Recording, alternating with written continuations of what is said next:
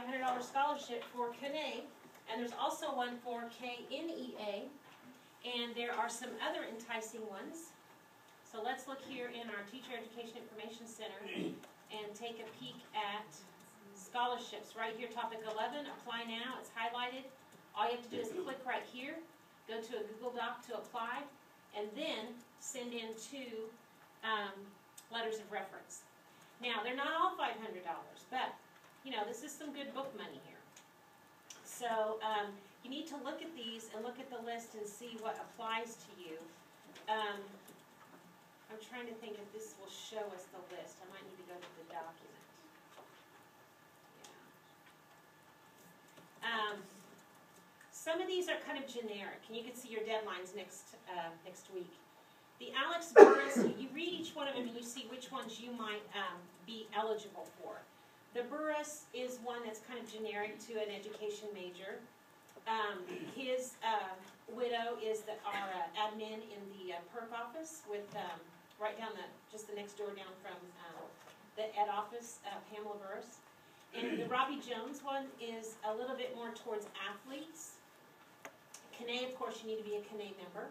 KNEA, you need to be a KNEA member. So you can see that you might even qualify for more than one of these.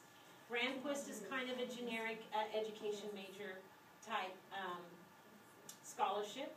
So is the Arlene and Jim Smith. And of course there's the African American Scholarship. And we share this one with psychology. So sometimes we give it, sometimes they give it, but you can try for it. And the Teresa Saylor is for the Gamma Chi members. So you can apply for all of them that fit you. Okay? The application process isn't long, just don't forget the 2 letters of reference. And that deadline is February 20th. The reference letters can come to me by an email attachment from a professor, just as long as it's a non-family member, or in a hard copy sent to the office email box, or regular box. Questions about scholarships? There are also some just nice awards, but those are just given by the scholarship committee, the donors themselves, and we will find all of those out at the Education Jubilation, which is April the 18th, and it's important that you show up there because that is kind of our honors chapel service just for the ed majors, and these donors want to know that you were awarded publicly, so you need to be there to accept that publicly, and that's where the other awards that are kind of a surprise that night. That's a morning. It's a chapel time morning that you'll know about them. You need to be a full-time student in the fall. So that's where this money is applied to, fall. Any questions? Okay, all your answers are here in Moodle anyway, if you think of something later. Okay, and then I also wanted to remind you of just this topic, number 2. And spread the word to anybody you know that couldn't come tonight. They wanted to be here, they wanted to know about it, or they just wanted to be a full-fledged PTCO member, but they were busy. You can be a PTCO member virtually. Destin Lucanetti, our secretary back here in the Freedom School t-shirt, has made it so that all you have to do is, and I made a little topic here, report PTCO membership requirements to Secretary Destin. And it tells you right here, all you have to do is go to MNU PTCO on YouTube like this. I have just typed in MNU PTCO, and you can see there was the Unpacking the Common Core State Standards in November 1st, and Don't Leave the Gifted Students Behind of November 29th. He's got the tapes up there, and he will also link you to the minutes.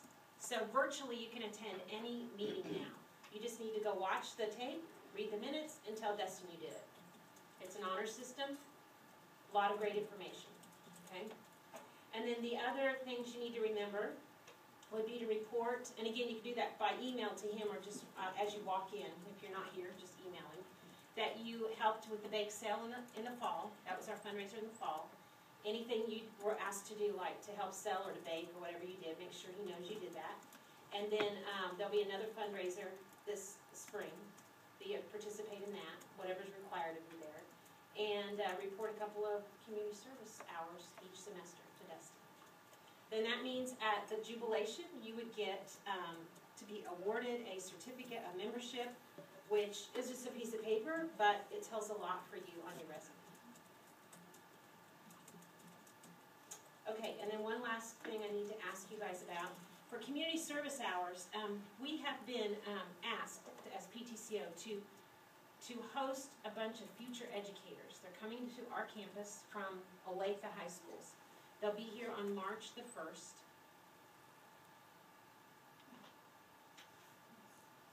March 1st, May 1st.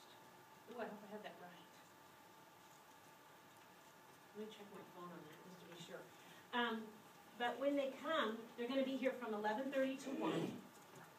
And what Dr. Dameron would like us to do is to kind of just, she's not really sure yet. Depends on how many of you can help and how many of them are going to come and kind of what they're asking. But I think she's going to have things like kind of a little Q&A group, a little panel. They're going to have questions like, why should I come to Mid-America to learn to be a teacher? Why should I choose this program? Or what do you think about learning to be a teacher? They're going to want to know these kinds of things. Think of yourself as a junior, senior, trying to decide that you want to go to a teacher ed program. And she would like you to just be available to speak with them, maybe eat lunch with them, do a little Q&A, that kind of stuff. Once you would sign in to help, she would contact you and kind of plan that after that so we know who's available what hours. So I put 2 choices on here. I'm available for the whole thing, 11 to 1:30, and it's March 1st. Or this is when I am available in that slot. So you can really help out Mid-America because that, of course, will help us recruit students. And our department, Dr. Dameron's asking help for this. So I'm going to have 2 of these to send around, and you can sign up. No, there's 3 of your availability, and I'll turn that over to Dr. Dameron so she knows who can help. They'll be right here on campus. Starting another one back here. Okay, any questions about that? President Hannah, thank you for the time. All right. Just going to do a quick devotion. Something that's been on my mind lately is just stress of classes. I don't know about you guys, but I'm really futuristic and I just want to be a teacher and get this done with, but there's so much in the way, so much we have to do before that. And I was reading in my devotion last week, it said, you see mountains looming and you don't know how you're going to reach the heights. And to walk by faith, not by sight.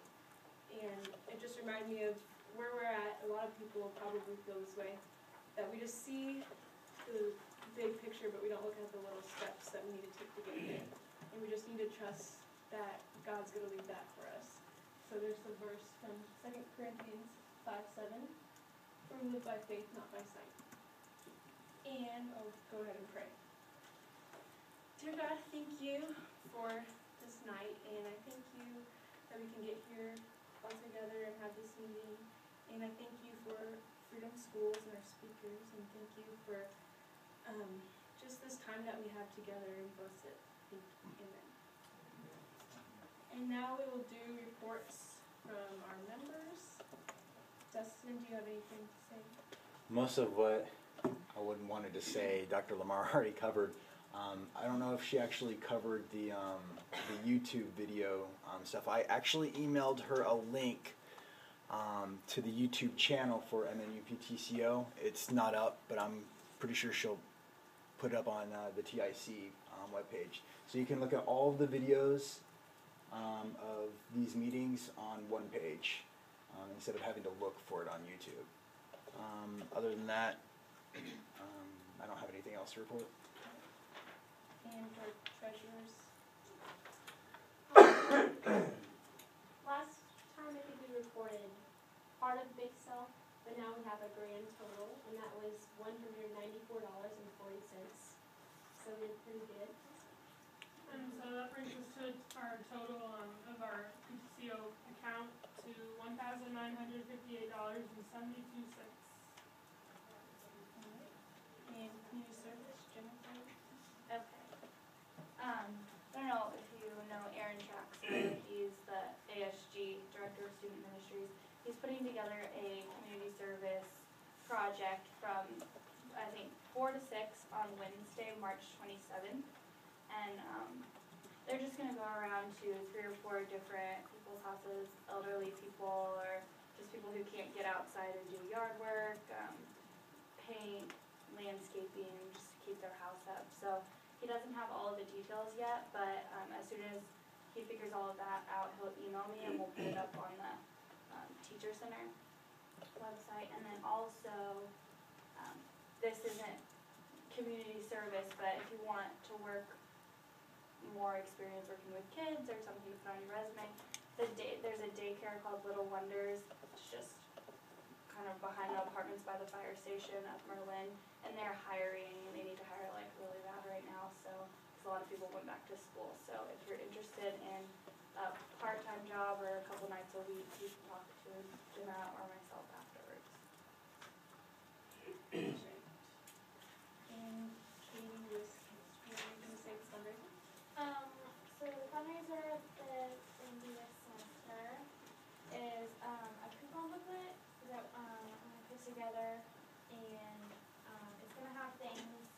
I mean, I still have to talk to some people about it, but things like a free travel point or something from Dewey's or a professor racing an accents, and just different things on campus that students would like, and you just pay like a general fee for it. And so I think we would have each member sell a couple, or we'll do like a contest or see who can sell the most. So if anybody wants to be like a little subcommittee to help me organize and get in contact with people for the booklet, just find me afterwards. Right, and Ms. Jordan, do you have anything? We do actually. We would like to formally invite all of you to partake in a scrapbooking party on February 28th. I believe it's a Thursday. We were just going to try to scrapbook from 5:30 to 6:30 in Draper Basement.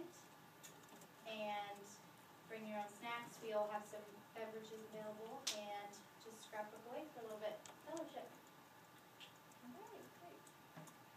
Okay, now we'll welcome our speaker, Mr. Reverend Faulkner and Mr. CJ. So you guys come up.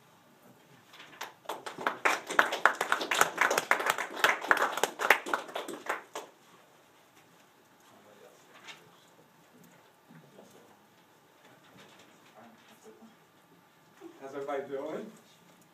I know it's late.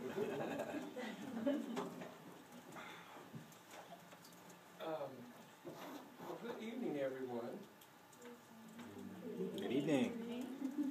Kind of a quiet group, I see. Dustin, would you help us just for a second? You guys have already taken your seats, but if you wouldn't mind standing, we need a little help here. Freedom School is what? Red hot! Freedom School is what? Red hot! Freedom School is R-E-D with a little bit of H-O-T. Freedom School is R-E-D H-O-T. Red hot, red hot, red hot.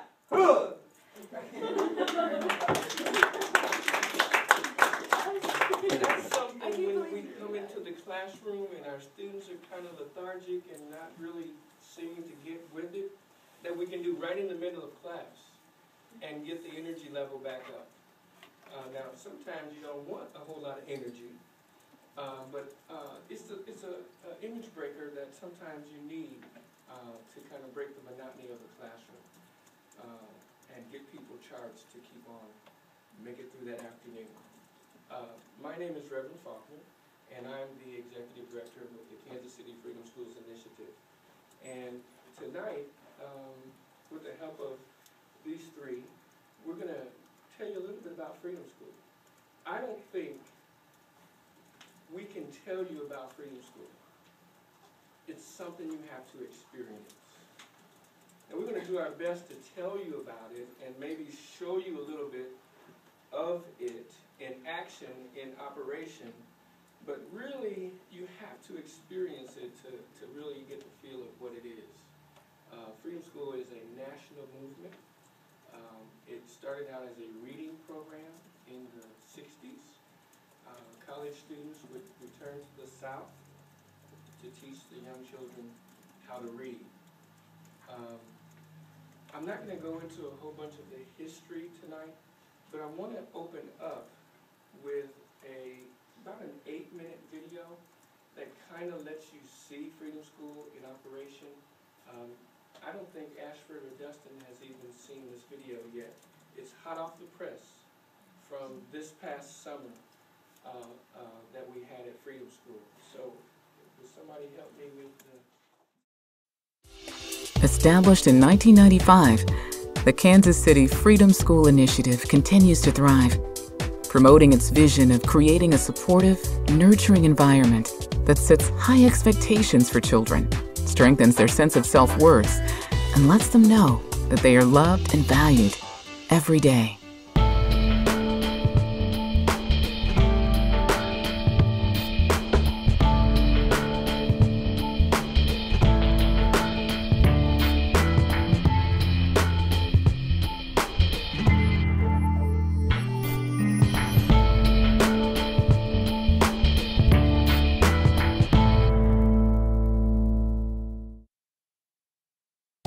The unique Freedom School experience is unlike any other program for children.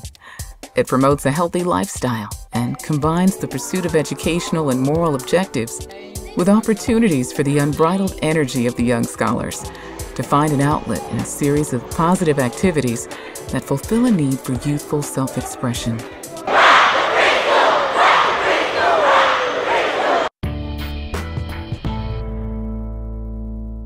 My favorite thing to do is read. I like the fact that they try to get us hyped and amped to read and do math. From the beginning, there has been a focus on reading, with a goal of improving scholars' reading skills. It wasn't long before older players who had once turned Edison to his friend. The Arthur is apologizing for the things that people judge him on, but I don't think he should have apologized because all he's doing is being himself. Sometimes over the summer, kids don't get to read and they lose all they gain from school. And I like the fact that Freedom School enhances our reading skills. With the enthusiastic approval of parents, a challenging math program instructed by certified teachers has been added to the daily activities of the Freedom School. This year with them introducing the math has been phenomenal. I have one who's not my reading child, my other child who hates math. But, you know, with this added skill, I think a lot of it is confidence. So once she's developed a confidence, is more comfortable with the type of math that she's doing, she's excelling at it and she's starting to like it a lot more. I have my free time. I just do some math because it's fun for me. I like math. So who can tell me what the greater than sign looks like? Natalia?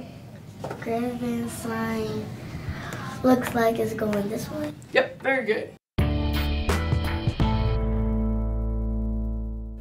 The program centers around the theme, I can make a difference, in myself, my family, my community, my country, and my world. Many people think I'm cool just because of the way I act in school. Many people might think I'm pretty rude just because of my attitude. Many people just take a glance and say, let's be friends. You don't even know me because you never took time to see. Once you've connected and once you've caught the spirit of Freedom Schools, you're never the same.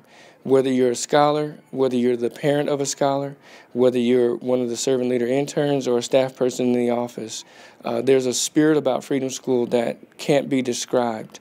And what it does, it draws you to want to be a part in some kind of way. The Freedom School wholeheartedly embraces the concept that scholars have an innate need to express themselves in mind, body, and spirit. I like Harambe best because it gets us excited for the day. I like how we're high. Harambe, it's fun.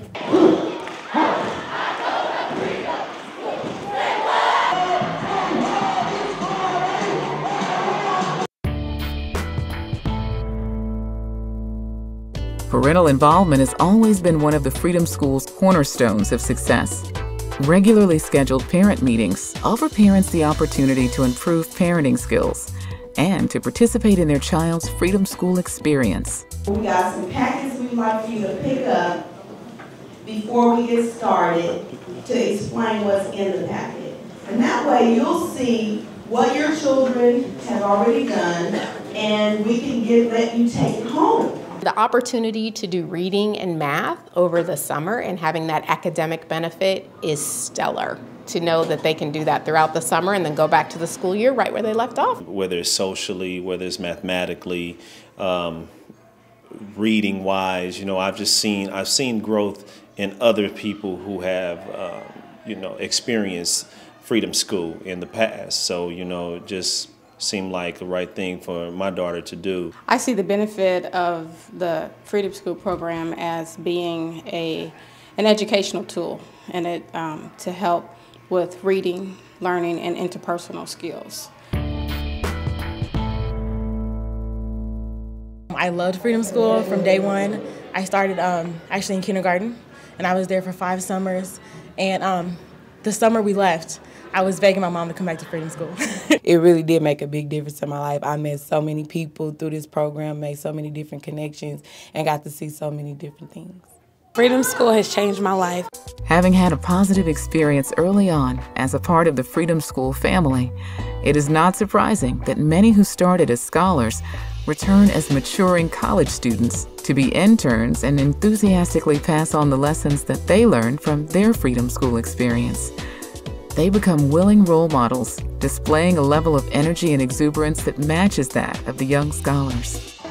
Being a scholar, I remember seeing the interns and how cool they were, and it's like, oh man, I want to be just like that when I grow up. I want to be in a sorority. I want to be in college. I want to learn. I want to get my degree. I want to be somebody who inspires other people, specifically young people. It made me recognize my passion for children. Beforehand, I didn't really want to go into education or anything like that, but working with Freedom School made me realize that I did want to work with children in some type of way and touch them and help make a difference. I've gotten a chance to see the kids grow academically, physically, and it makes me feel good because I keep coming back to the program. I keep coming back to the movement, so I'm able to watch these kids grow each year.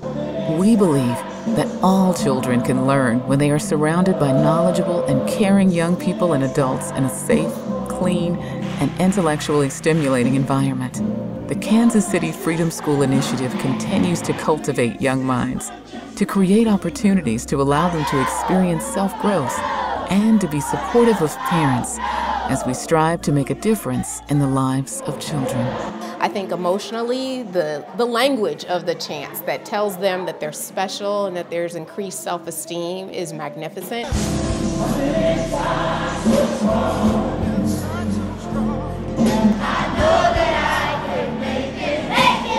Freedom School has made me a better person. It's opened up my mind to more possibilities.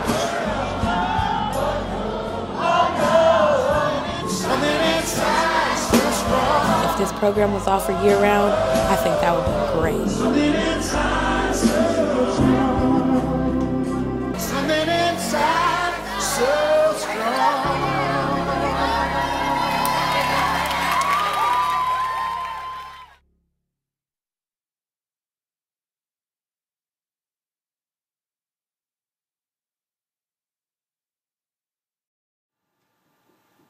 That is just a glimpse of this past summer's Freedom School.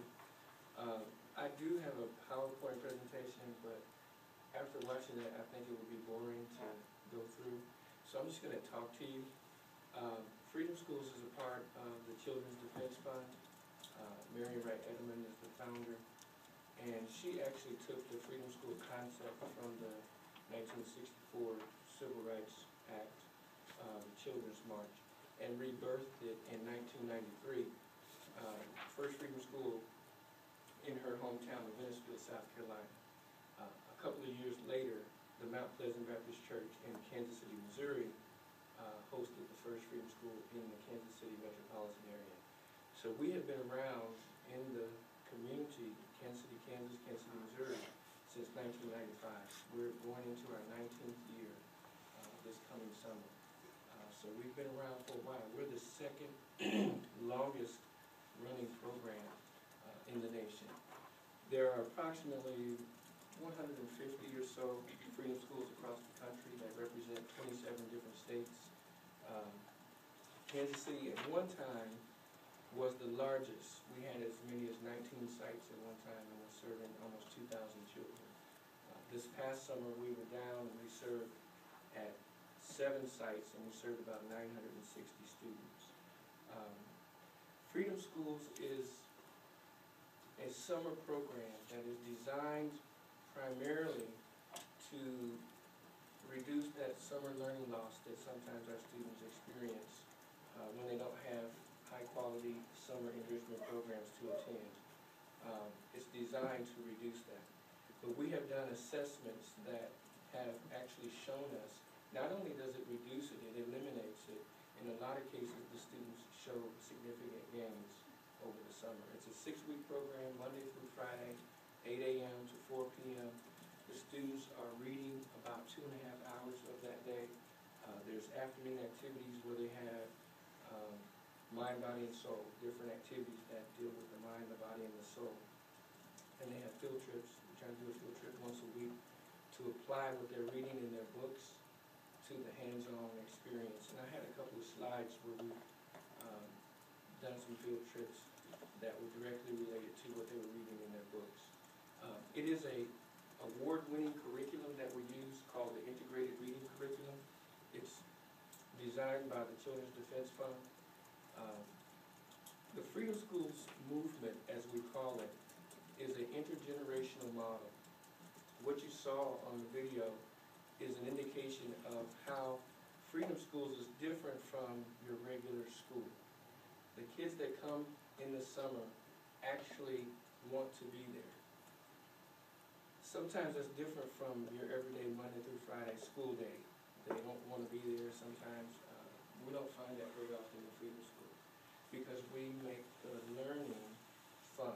Just like the little cheer or the chant we just did, if there's something going on in the classroom, you got someone that's, I'll say,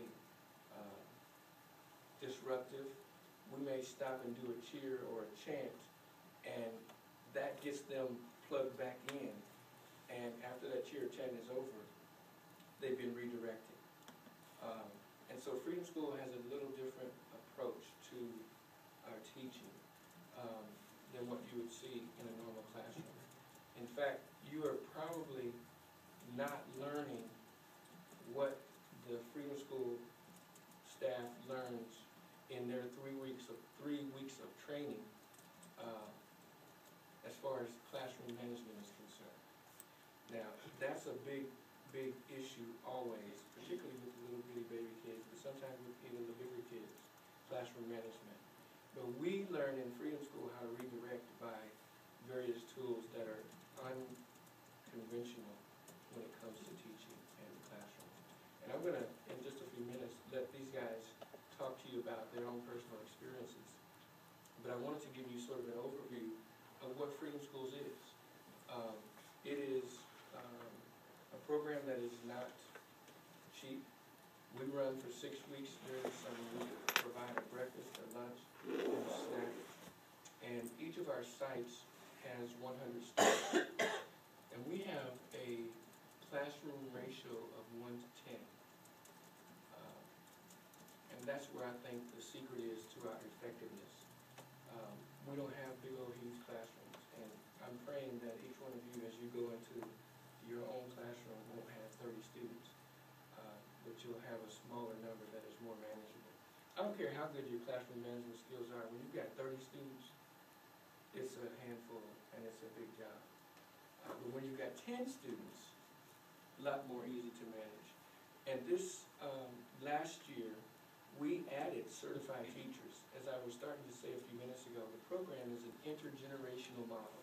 And what I mean by that is, what you saw in the video depicts college interns as the teachers in the classroom.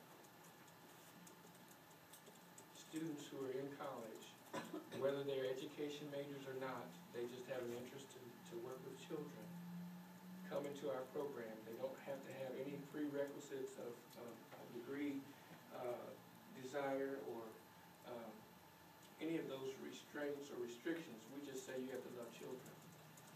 You have to have 1 year of college. You have to have at least a 2.5 GPA. You have to be a registered voter and be active civically in your community some kind of way. Those are the only requirements to work in our program as an intern. But we believe that interns who are not much older than the students in the classroom know the experiences that those students are going through, that those students have gone through. Many of the interns can relate to what they're dealing with on a daily basis a lot better than someone who's much older. I'll put it like that. And so the intergenerational model is proven effective in what we do in Freedom Schools. I'll say just a couple other things, and then I want to give these guys a chance to share from their own personal experience. Freedom Schools, we always knew for these last 18 years that we were proving that we were effective, that our students were reading better, they were reading independently more, they were being more responsible, because Freedom School is not only about the academics. There's a social, emotional, behavioral component that is sort of slid in and hidden in the whole makeup of the program that corrects the child's behavior, that helps them socially get along with their peers and emotionally be more confident when it comes to their academics. And so we knew all of this, but had no real data to support it. Well, we did a 3-year longitudinal study. The Faulkner Foundation actually provided funds for an independent research company in New York City to come in and do a 3-year longitudinal study on our program. And what that study revealed really confirmed what we already knew, that our students not only are getting rid of that summer slide, it's eradicated, but they're actually showing gains. What that 3-year longitudinal study revealed is that students in our program who have been with us 3 years or more show a 2.2 grade level improvement in their reading. That's 6 weeks in the summer. Students who have been with us 3 years or more have shown a 2.2 grade level increase in their reading ability. Now, you all, I don't have to tell you as teachers, there's such a huge gap in the reading. I'll share this statistic with you, maybe you're aware of it, but in Kansas City, Missouri, the school district of Kansas City, Missouri, 19% of third graders, when they complete third grade, are reading proficiently at grade level. That means that 81% are not. And when you include the surrounding 6 school districts, that 19% only improves to 33%.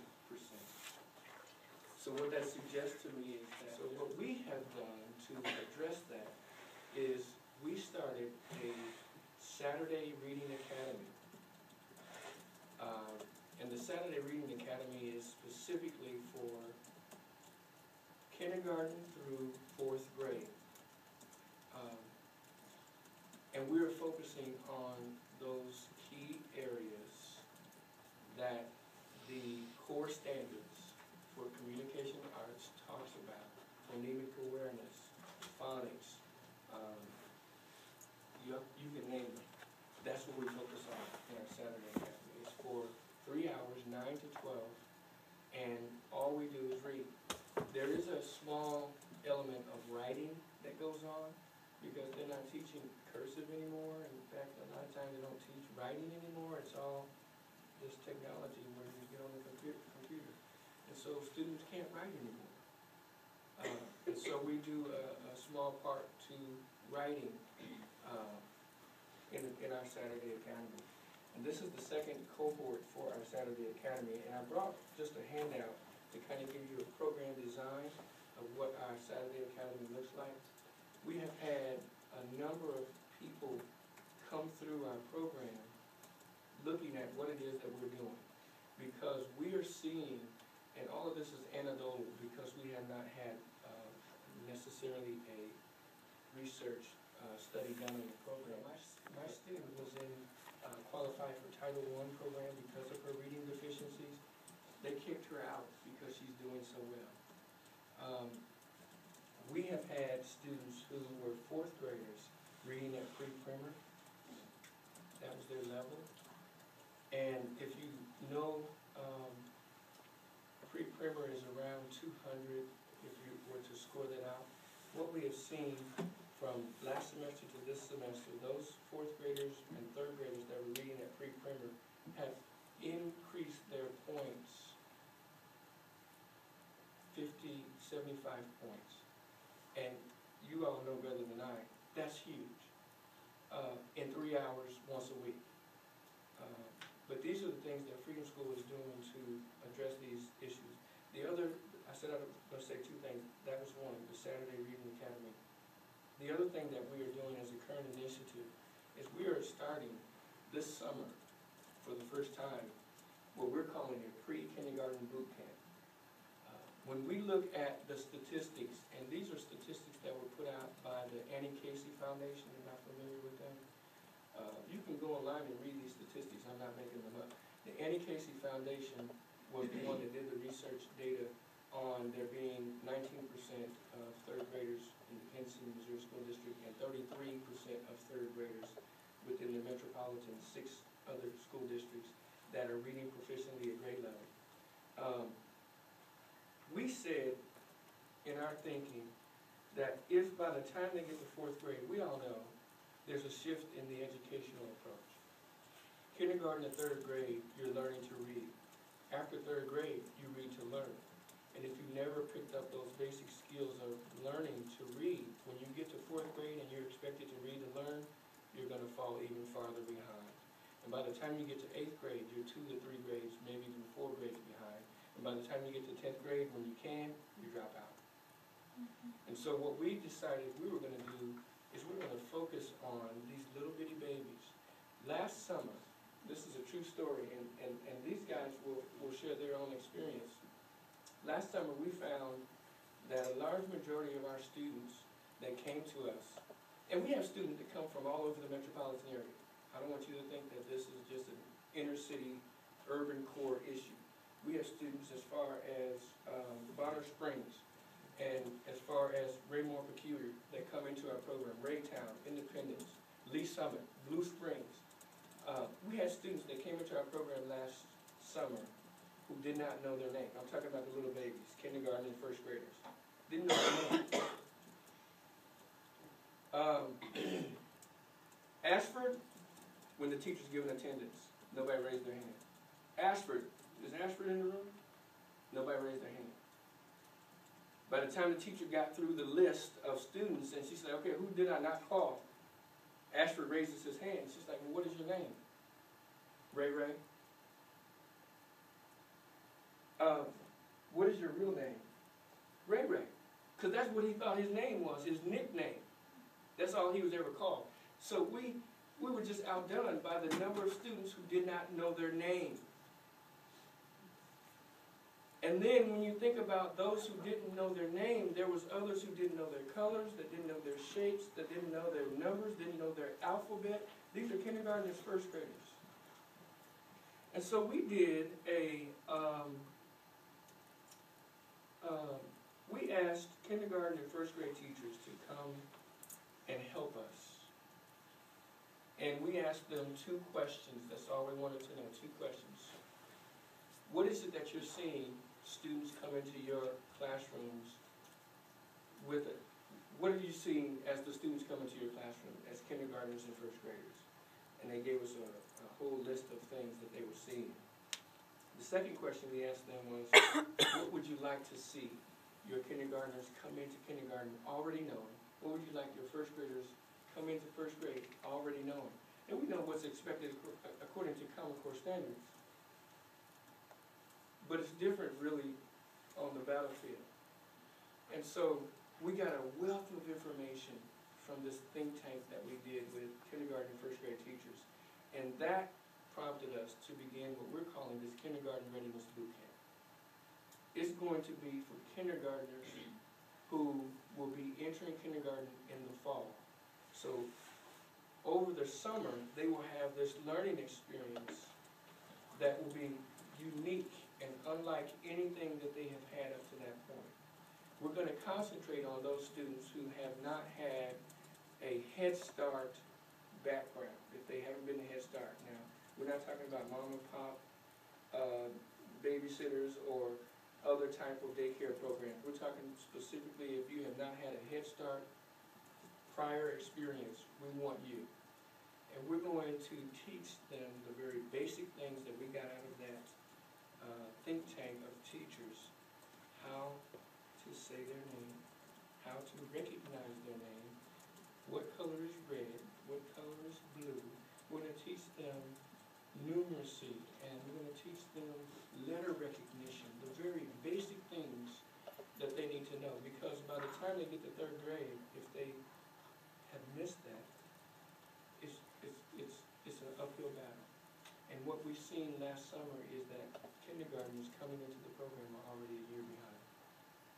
And by the time they get to 1st grade, they're already 2 years behind where they should be. And so Freedom Schools is making an effort to address those issues.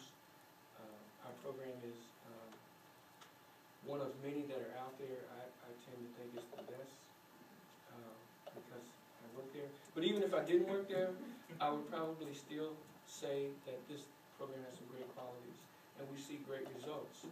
We did a social, emotional, behavioral assessment last year, maybe it was 2011. And what we found was students come into our program and they are simply in survival mode. I don't care about you. If I don't have enough food on my plate, I'm going to take the food from your plate. Because it's all about me.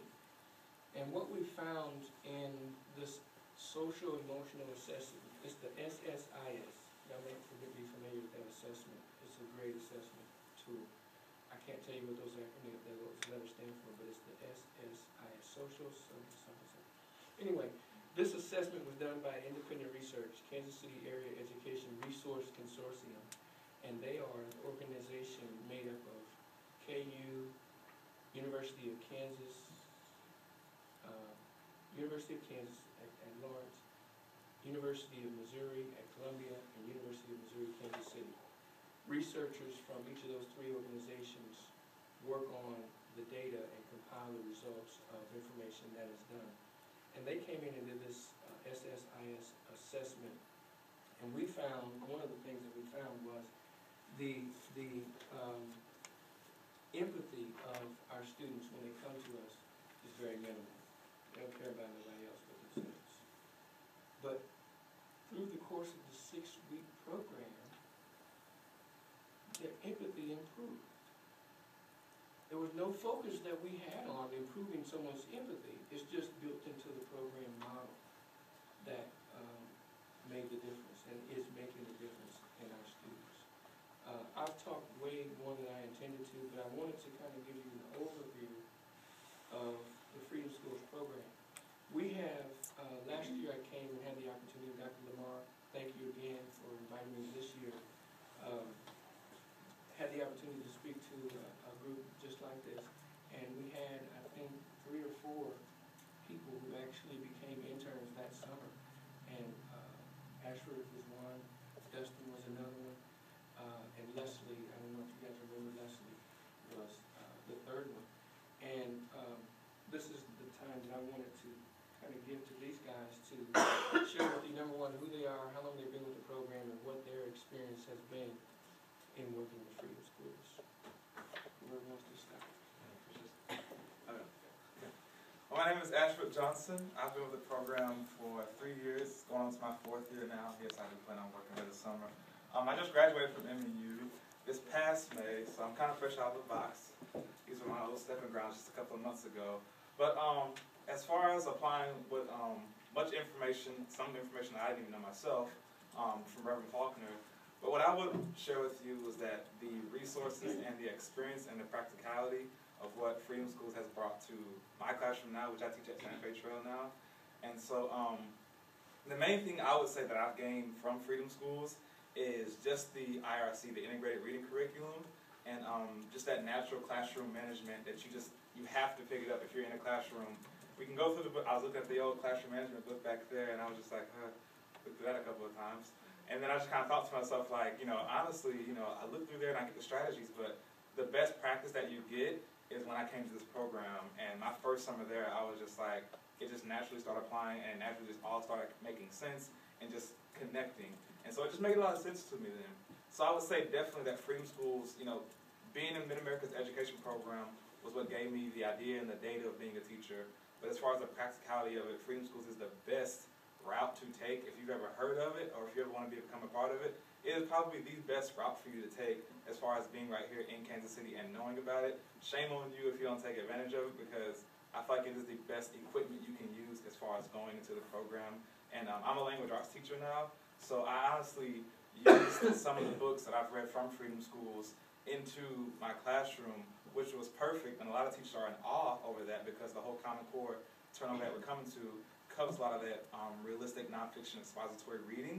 And so what you do in Freedom Schools is a huge, thick part of that IRC anyway.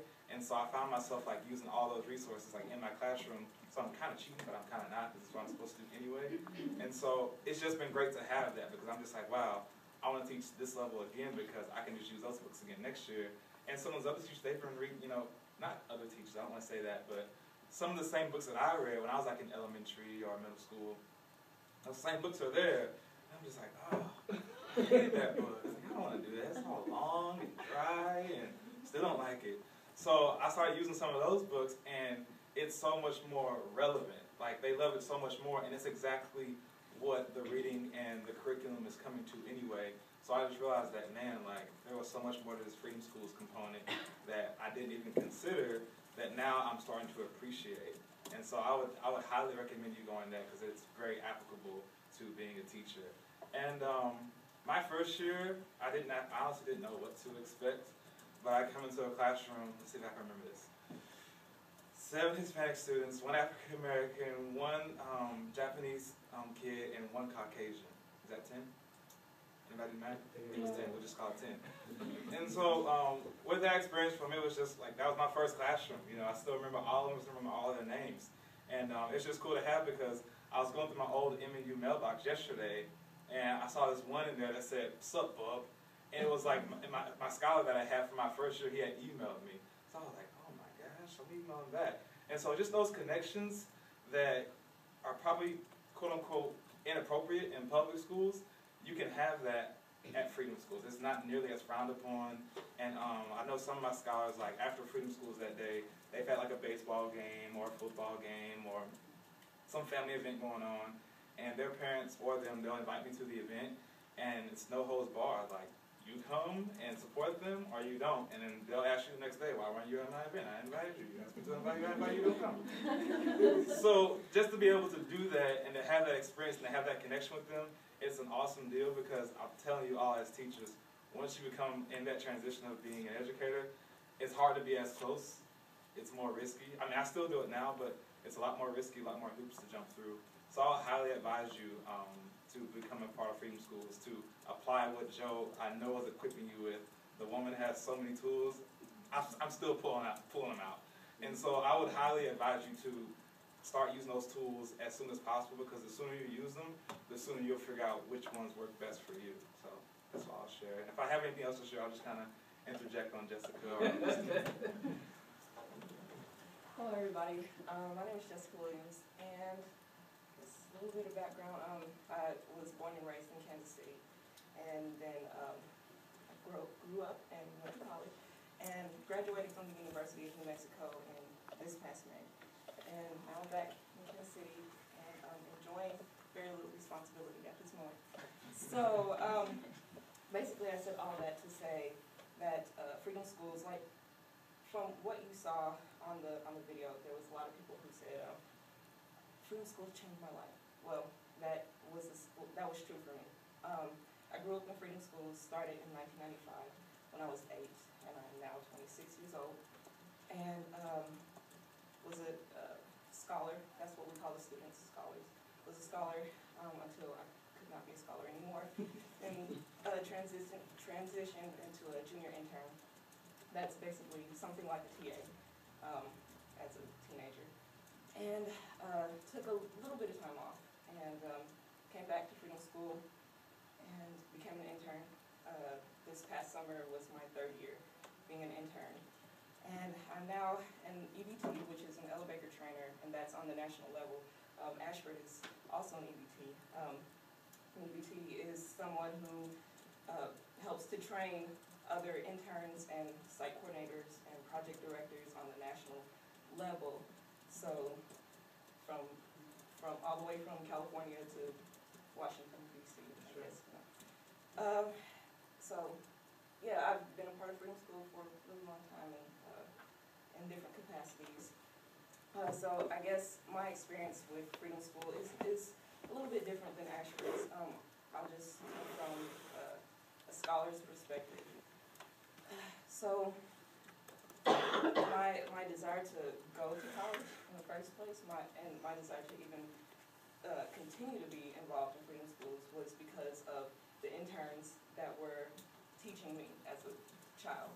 I thought that they were really cool. I thought that what they were doing was really positive and was really important. And I was able to connect with them on a level that I've never been able to connect with someone who was teaching me anything, because they were a lot older than me, you know. But the fact that they were young people, there was just that connection, and so I knew that that's what I wanted to do when I grew up. And so now, you know, I'm grown, and that's what I'm doing. So I just want to say that if you all are interested in becoming interns, just understand that what you are giving to your scholars, they're going to retain that for the rest of their lives, and they're going to remember you. They're going to remember your name, and then they're going to see you out and about, and they're going to be like, Miss J, you know, and you're going to be like, oh my gosh. Remember the name. Yeah. I can't believe you remember me. That's crazy. So what you do affects the children that you serve. And with that being said, I'm going to hand it over to Dustin. I had no clue what I was going to get into when I had signed up last year, and I'm really glad that I got into it. If I could do it this summer, I would, but I'm past the age limit. I'm 31. I think the maximum age you can be is 30, so there is kind of like that age limit. Plus, I'm going to be going back to school this summer.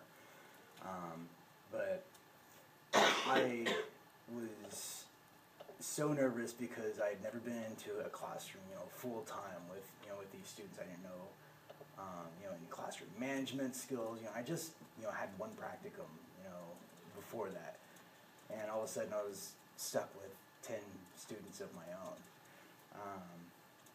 But it was just an amazing experience. And there's a lot of times I felt like a complete failure, but at the end of the 6 week program, I had 3 parents come to me specifically. And this is kind of what boosted my confidence. I had one parent say that her girl never read before, never read on her own. They could barely get her to read in school. And somehow I convinced her how to read. I guess I must have made the class somewhat fun for them. I had another boy who had a lot of discipline problems. I had no clue he had discipline problems because he was fine for me, and I was able to get to him. And the mom came up to me and was like, "What did you do?" And I'm like, "I didn't even know you had a problem." And it's just an amazing thing to feel like you've actually made a difference, even if it is in 2 or 3 of the scholars' lives. I did make a difference, and so I wasn't a failure. A lot of the things that we were taught during the training during the summer before we started teaching is almost the exact same stuff that we're learning here as educators. You'll go through Bloom's taxonomy, you'll go through especially Maslow's hierarchy of needs, because these kids, if they're not being fed at home, they don't have shelter, they're not going to learn, because they're just trying to get by. And so if you meet those needs first, and then you kind of follow up with all that, you're eventually going to get to them. I think this was kind of briefly mentioned before. You don't have to be an education major to do this. You know, even if you have friends that think they might want to do something this summer, you know, this is a great opportunity for them.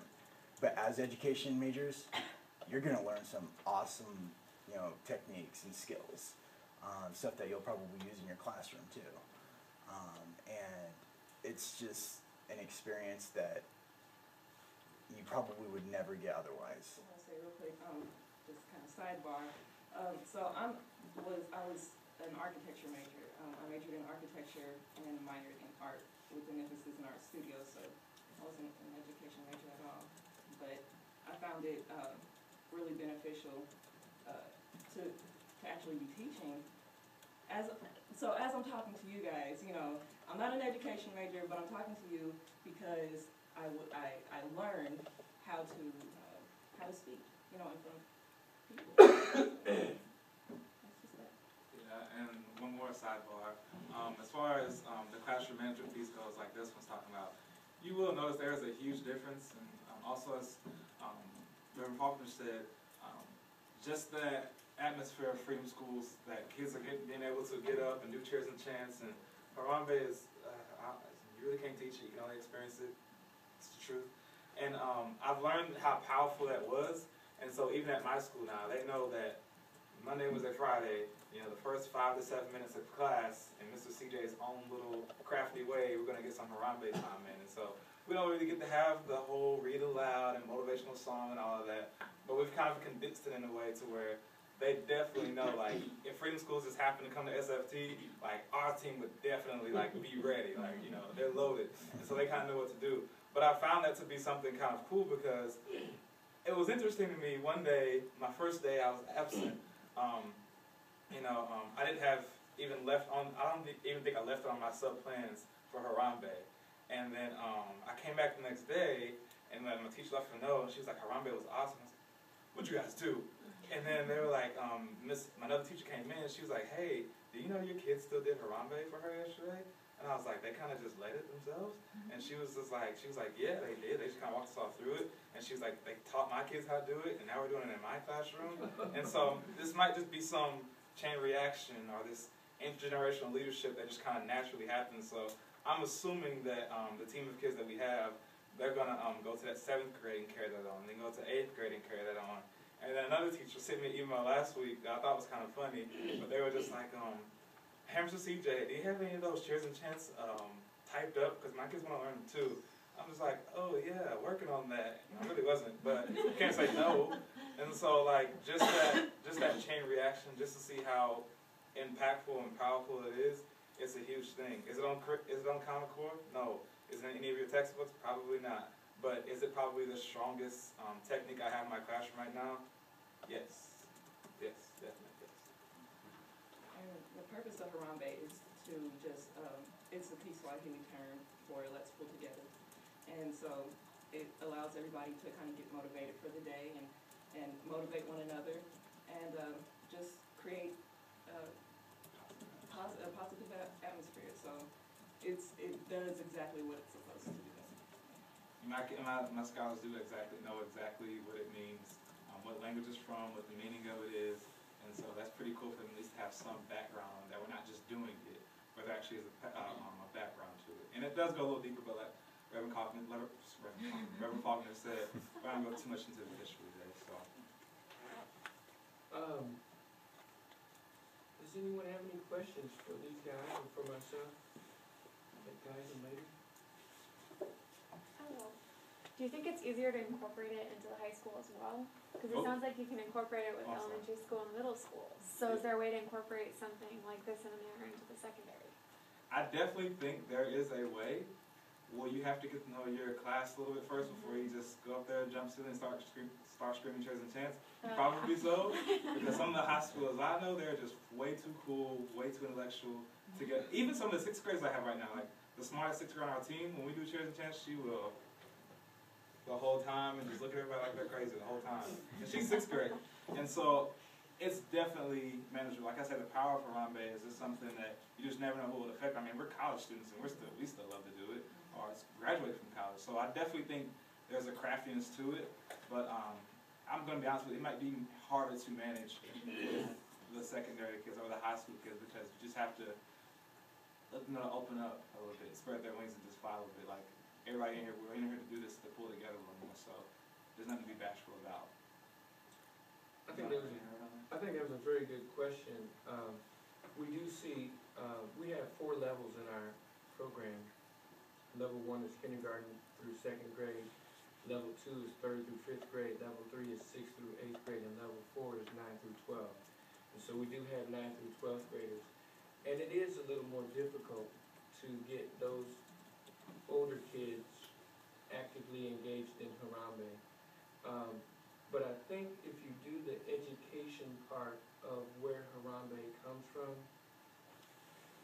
we all know who Nelson Mandela is. He wrongfully imprisoned for some 26 years. When he was released finally in his first public address, the first thing that he said to the nation of people who had come to hear him was, Harambe, Harambe, 3 times.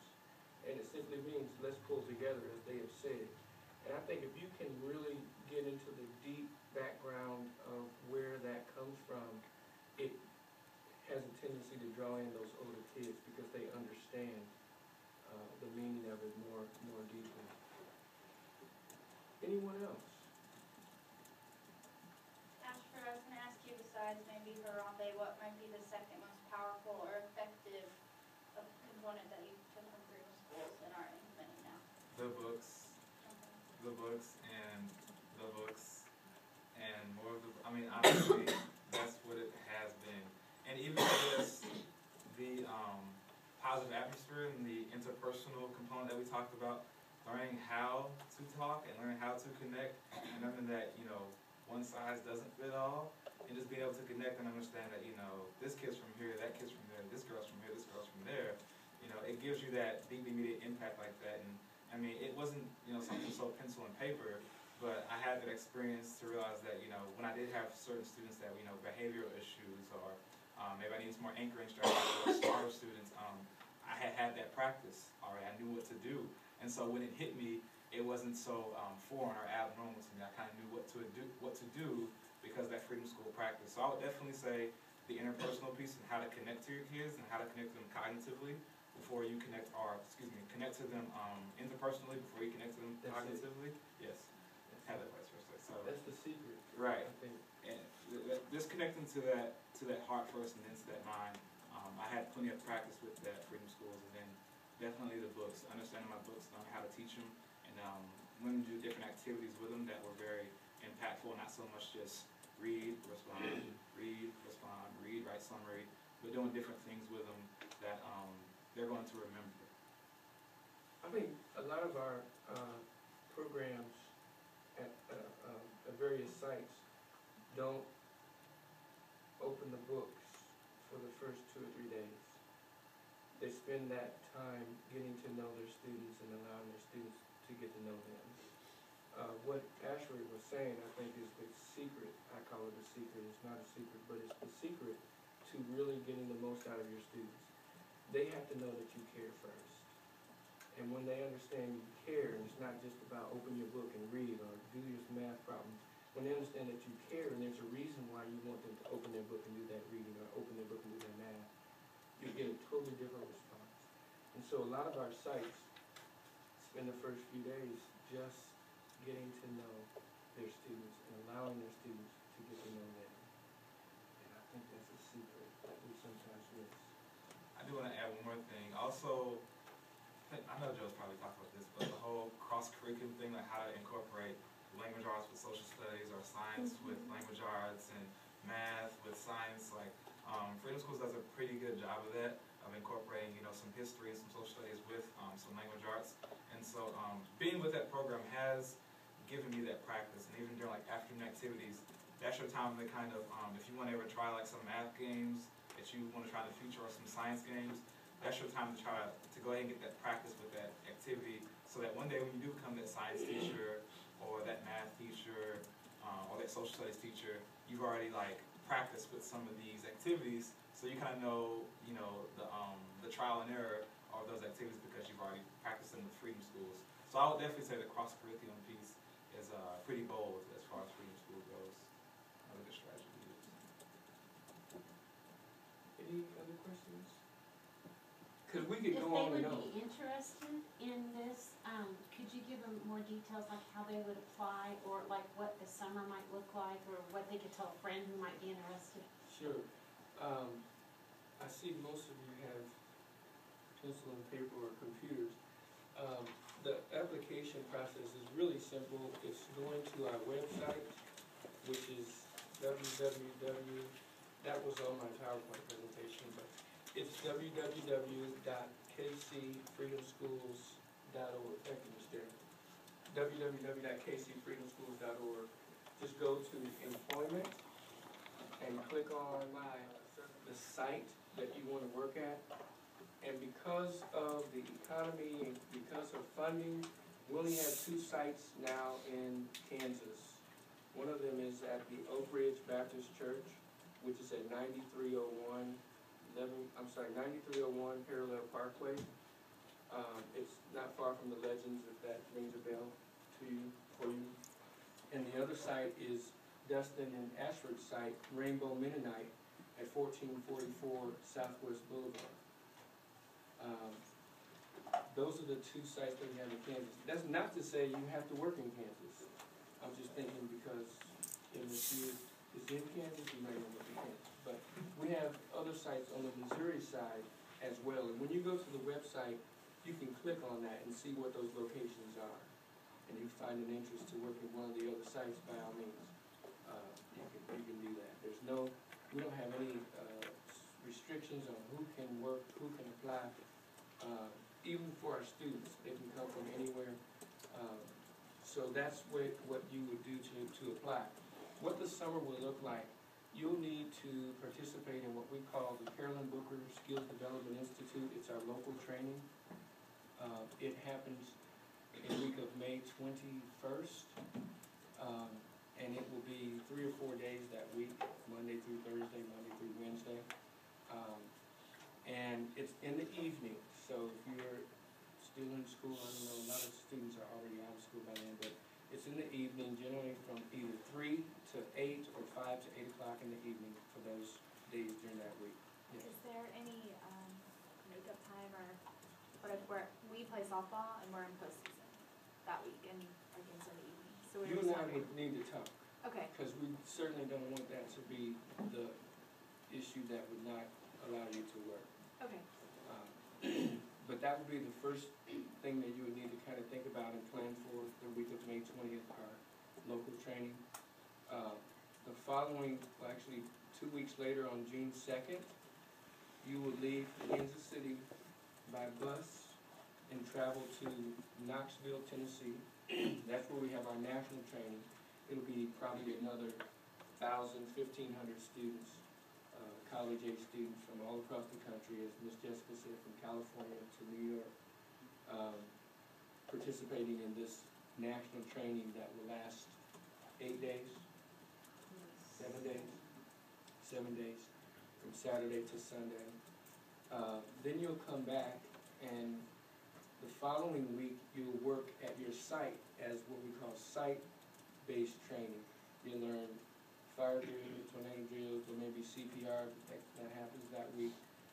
You'll do some lesson planning, and you'll decorate your classroom. There are some requirements according to CDF, Children's Defense Fund, that your classroom must have in order to be in compliance. So you'll do that 3rd week.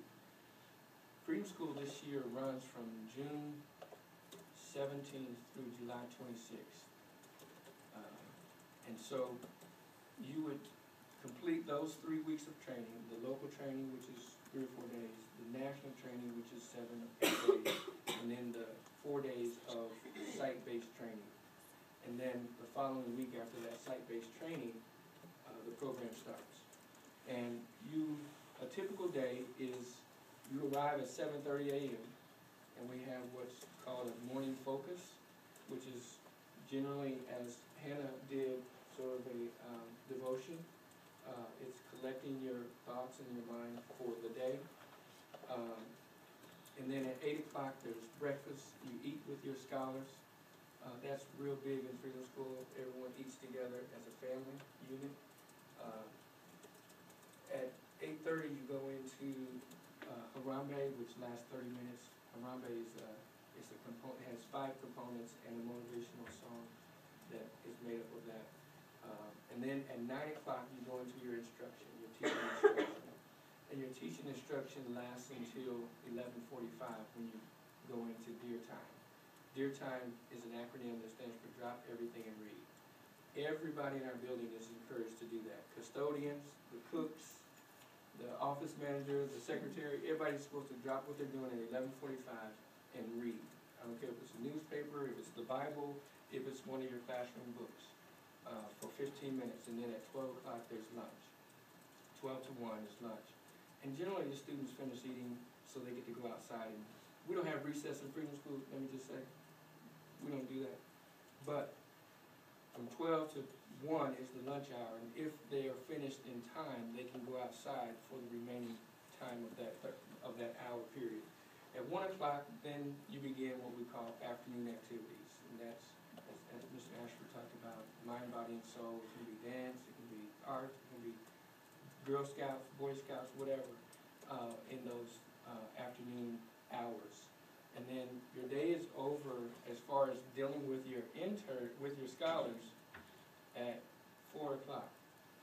But then each day you have what's called debrief. And you meet with your team of interns and site coordinator, and you talk about, okay, what went well today? What didn't go so well? And you get feedback from your team on how maybe to make it a better day the next day. Or you may have some great things. This is great what happened today. Johnny spoke for the first time. He hadn't said anything in 3 days. You know, so you do that in debrief, and that lasts about 30 minutes, and you're out of there by 4:30. So that's a typical day, and that's how you can apply and what you kind of need to, schedule your time as far as the training is concerned to be able to just work in the program. That was a very good question. Listen, I can talk all night about Freedom School. And still not tell you everything. But I think I think we did hit some of the key points that you would really need to know if you want to consider this as a possibility. I will say that you have roughly until April 12th or 11th or 12th, somewhere around the second week of April, before the deadline of being on a team.